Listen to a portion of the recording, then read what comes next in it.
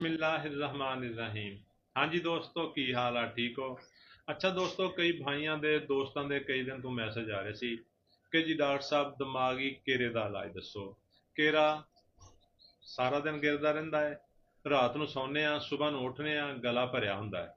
ਉਹਦੀ ਵਜ੍ਹਾ ਨਾਲ ਖਾਂਸੀ ਹੁੰਦੀ ਆ, ਸਾਹ ਦੀ ਤਕਲੀਫ ਹੁੰਦੀ ਆ, ਚੱਲਣ ਨਾਲ ਸਾਹ ਫੁੱਲਦਾ ਹੈ ਤੇ ਸਾਰਾ ਦਿਨ ਬਲਗਮ ਬਾਹਰ ਸੁੱਟਦੇ ਰਹਿੰਦੇ ਆ, ਖੰਘਾਰਦੇ ਰਹਿੰਦੇ ਆ। ਨਮਾਜ਼ ਪੜ੍ਹਦਿਆਂ ਹੋਇਆਂ ਜਾਂ ਬੰਦਿਆਂ 'ਚ ਬੈਠਿਆਂ ਹੋਇਆਂ ਬੜਾ ਪ੍ਰੋਬਲਮ ਹੁੰਦਾ ਹੈ ਕਿ ਬਾਰ-ਬਾਰ ਖੰਘਾਰਨਾ ਪੈਂਦਾ ਹੈ ਔਰ ਜਾ ਕੇ ਬਲਗਮ ਸੁੱਟਣੀ ਪੈਂਦੀ ਆ।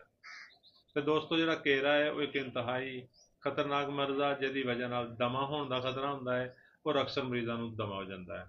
ਤੇ ਫਿਰ ਜਦੋਂ ਉਹੀ ਮਰੀਜ਼ ਕਿਸੇ ਐਲੋਪੈਥਿਕ ਡਾਕਟਰ ਕੋਲ ਜਾਂਦਾ ਹੈ ਤੇ ਡਾਕਟਰ ਸਾਹਿਬ ਉਹਨੂੰ ਪ੍ਰਿਡਨੀਸੈਲੋਨ ਵਗੈਰਾ ਤੇ ਇਸ ਤਰ੍ਹਾਂ ਦੀ ਮੁੰਟੀਕਾ ਵਗੈਰਾ ਟੈਬਲੇਟ ਲਿਖ ਦਿੰਦੇ ਨੇ।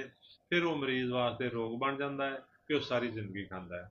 ਤੇ ਦੋਸਤੋ, ਤੁਹਾਡਾ ਦੋਸਤ, ਤੁਹਾਡਾ ਭਾਈ ਡਾਕਟਰ ਨਸੀਮ ਰਾਈ ਫਰਮ ਛੱਤਾਪੁਰ ਅੱਜ ਤੁਹਾਨੂੰ ਐਸੀ ਰੈਮਡੀ ਦੱਸਣ ਵਾਲਾ ਹੈ ਜਿਹਦੇ ਚੰਦ ਦਿਨ ਦੇ ਇਸਤੇਮਾਲ ਨਾਲ ਤੁਸੀਂ ਦੇਖੋਗੇ ਨਾ ਸਿਰਫ ਘੇਰਾ ਠੀਕ ਹੋ ਗਿਆ ਹੈ, ਬਲਕਿ ਬਲਗਮ ਜਿਹੜਾ ਜੰਮਿਆ ਸੀ ਨਾਲੀਆਂ 'ਚ ਉਹ ਨਿਕਲ ਗਿਆ ਹੈ ਔਰ ਤੁਹਾਡੀਆਂ ਸਾਹ ਦੀਆਂ ਨਾਲੀਆਂ ਸਾਫ਼ ਹੋ ਗਈਆਂ ਨੇ।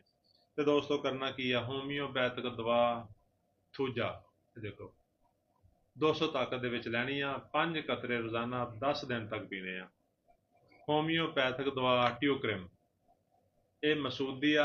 ਤੁਸੀਂ ਅਗਰ ਅੱਛੀ ਲੈਣੀ ਚਾਹੋ ਤੇ ਜਰਮਨੀ ਦੀ ਲੈ ਸਕਦੇ ਹੋ, ਲੇਕਿਨ ਇਹ ਵੀ ਕੰਮ ਕਰਦੀ ਆ। ਇਹ 200 ਤਾਕਤ ਦੇ ਵਿੱਚ ਲੈਣੀ ਆ। 5 ਕਤਰੇ ਸਵੇਰ ਨੂੰ 2 ਘੁੱਟ ਪਾਣੀ 'ਚ ਪਾ ਕੇ, 5 ਕਤਰੇ ਸ਼ਾਮ ਨੂੰ 2 ਘੁੱਟ ਪਾਣੀ 'ਚ ਪਾ ਕੇ ਇਹ ਤੁਸੀਂ ਪੀਂਦੇ ਰਹਿਣਾ ਵਾ।